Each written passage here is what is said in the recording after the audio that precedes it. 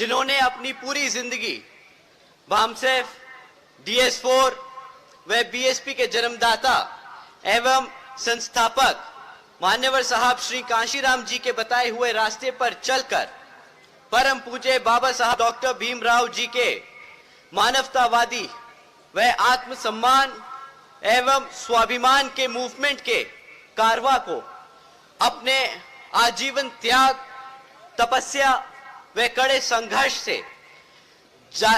संघर्ष के जरिए नई राजनीतिक ऊर्जा, शक्ति व पहचान देने का काम किया है तथा उत्तर प्रदेश जैसे विशाल व महत्वपूर्ण राज्य में 4 बार अपनी पार्टी बीएसपी के नेतृत्व में सरकार बनाकर खासकर बहुजन समाज के लिए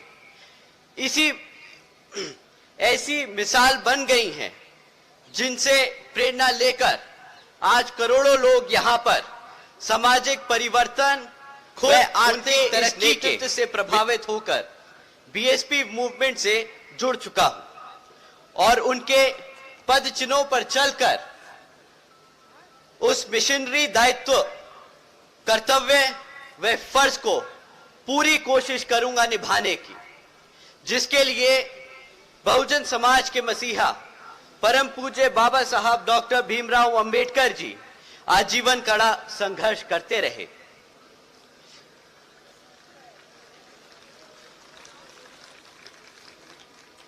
साथियों, मैं ये बात कुछ 2-3 रैलियों से 2-3 मीटिंगों से दोहराता आया हूं, परंतु आज आप सबके सामने मुझे पहली बार अपनी बात रखने का मौका मिल रहा है, तो मैं फिर से आप लोगों के बीच में ये बात दोहराना चाहूंगा। साथियों, विपक्षी पार्टियां, उनके चमचे हमारी पार्टी के कैडर को, हमारे लोगों को, हमारे कार्यकर्ताओं को भ्रमित करने की कोई कसर नहीं छोड़ते। हमारे कार्यकर्ता, हमारे वर्करों को डिमोरलाइज करने में कोई कसर नहीं छोड़ते। सबसे ज्यादा तकलीफ हमारे कार्यकर्ता को तब होती है जब उन्हें सुनने को मिलता है कि भाई हाथी किताबों के बोझ से दब रहा है, इस पे एक फाइनेंशियल बर्डन बहुत ज्यादा है। परंतु साथियों, ऐसी कोई बात नहीं। आप लोगों ने इलेक्ट्रल बॉन्ड्स के बारे में सुना होगा, आप लोगों ने क्या उसके बारे में जानकारी है? साथियों, जिनको उसके बारे में जानकारी है अपने हाथ उठाएं। आधे पंडाल में हाथ उठे हैं, आधे में नहीं। तो साथियों, मैं आप लोगों से इलेक्ट्रल बॉन्ड्स के बारे में बात करता हूं क्योंकि वो इन किताबों से जुड़ा है। साथियों, पिछले 6 सालों में 25 राजनीतिक दलों को इन इलेक्ट्रल बॉन्ड्स के द्वारा बड़े बड़े धरना सेठों से, उनकी कंपनियों से इनको इलेक्ट्रल बॉन्ड्स के द्वारा चंदा मिला। आपको पता है कि इन 25 राजनीतिक दलों को पिछले 6 साल में कितना चंदा मिला? साथियों, 16,500 करोड़ रुपए इन 25 राजनीतिक दलों को मिले। परंतु आप जानते हैं इन 25 राजनीतिक दलों में किन किन का नाम था और किन का नहीं? साथियों, बीजेपी से लेकर समाजवादी पार्टी तक का नाम था, परंतु इसमें आपकी बीएसपी का नाम नहीं था।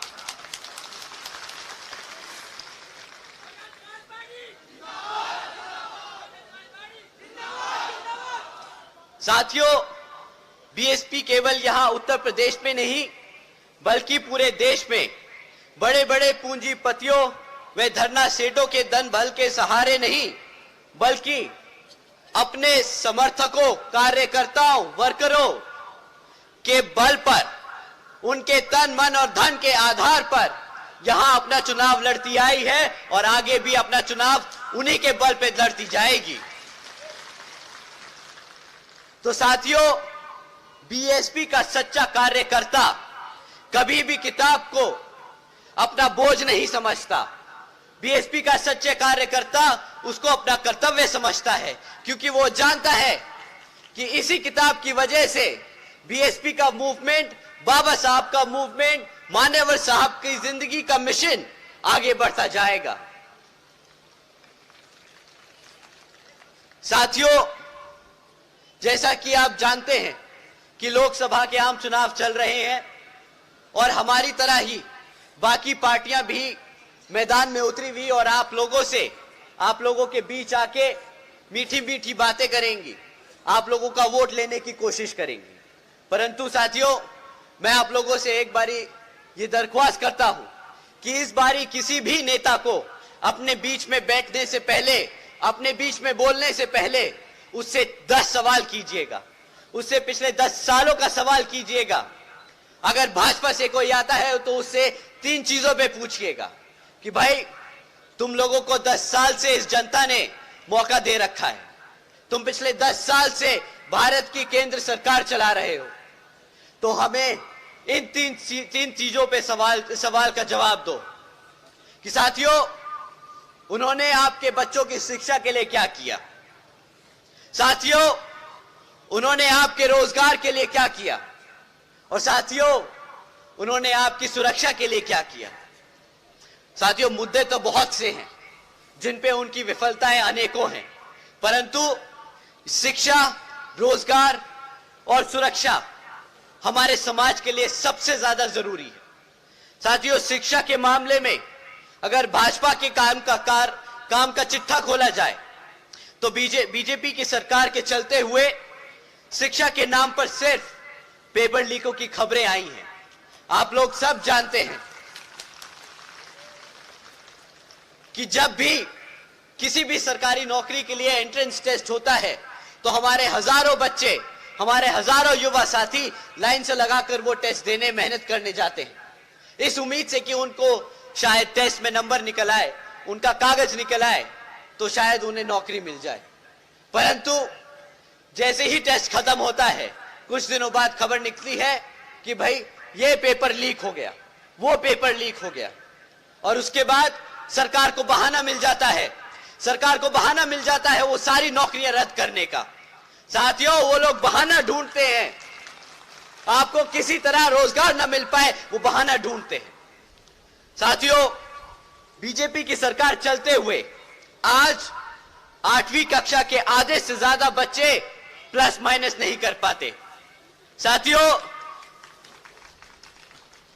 बीजेपी की सरकार चलते हुए आधे से ज्यादा बच्चे अंग्रेजी के आधे शब्द नहीं बोल पाते, अंग्रेजी की शब्द नहीं समझ पाते। साथियों, एक तरफ केंद्र की सरकार बोलती है हम डिजिटल इंडिया बनाएंगे, हमारा इंडिया डिजिटल होता जा रहा है, परंतु आज भी 65% से ज्यादा स्कूलों में एक भी कंप्यूटर नहीं है। साथियों, अगर शिक्षा की बात